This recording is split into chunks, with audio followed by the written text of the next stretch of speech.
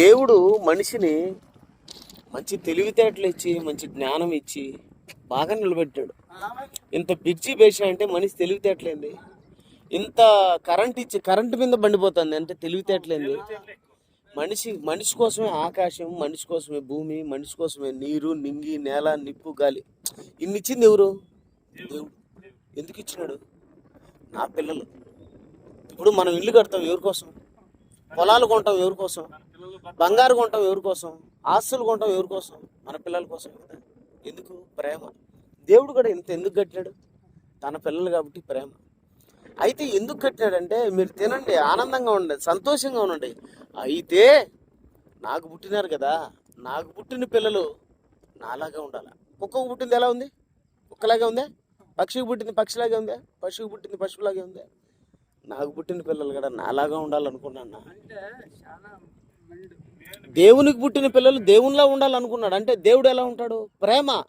నింగి అందరికి సమానమా? నేల అందరికి సమానమా? నిప్పు అందరికి సమానమా? గాలి అందరికి సమానమా?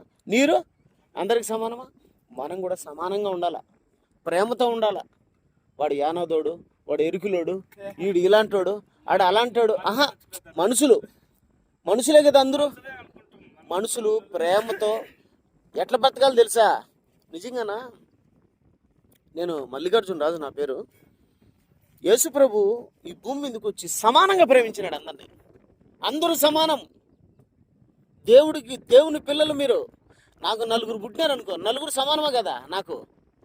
దేవునికి మనం అందరం పిల్లలం అయితే ఆయనకు సమానమే కదా.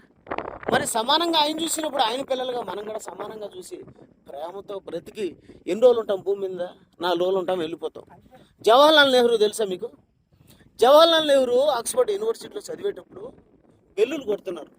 ఇంగ్లాండ్లో చదువుతా అంటే ఎందుకయ్యా బెల్లులు కొడుతున్నారు అని అడిగితే ఆయన ఏమన్నాడు తెలుసా? ఒక ఆయన నువ్వు బెల్లులు కొడుతున్నావు అయ్యా, ఎందుకయ్యా బెల్లులు కొడుతున్నారని నెహ్రూ అడిగినాడు. ఎవరి దగ్గర ఎన్ని కోట్లు ఉంటే వాళ్ళు అన్ని బెల్లులు కొట్టాలా, ఆ ఆచారం ఇక్కడ ఉంది ఈ కాలేజీలో అన్నప్పుడు వాళ్ళ నాన్నకు టెలిగ్రామ్ చేశాడు. నాన్న మనకి ఎన్ని కోట్లు ఉన్నాయి, ఇట్లా బెల్లులు కొడతారు, నేను కొట్టాలంటే ఆయన ఏమన్నాడు తెలుసా? తిరిగి ఉత్తరం ఏమని రాసినాడు తెలుసా? టెలిగ్రామ్ ఏమని పెట్టాడు తెలుసా? ఒరే నువ్వు అలిసిపోయినంత వరకు కొట్టరా బెల్లులు అన్నాడు. అంటే అప్పట్లోనే ఎన్ని కోట్లు ఉండాలా? ఏం తీసుకోమన్నాడు? ఇందిరాగాంధీ ఏం తీసుకోమంది? రాజీవ్ గాంధీ ఏం తీసుకోమంది? రాజశేఖర్ అన్న మనం పోయేటప్పుడు ఏం తీసుకోమంది? నీకు ఒక మాట చెప్పానా? కట్టుకున్న పెళ్ళం రాదు, కట్టుకున్న మొగుడు రాడు, కట్టుకున్న పిల్లలు రారు, అన్న సంపాదించిన డబ్బు రాదు. ఒక మాట చెప్పానా? కోటి విద్యలు దేనికో తెలుసానా?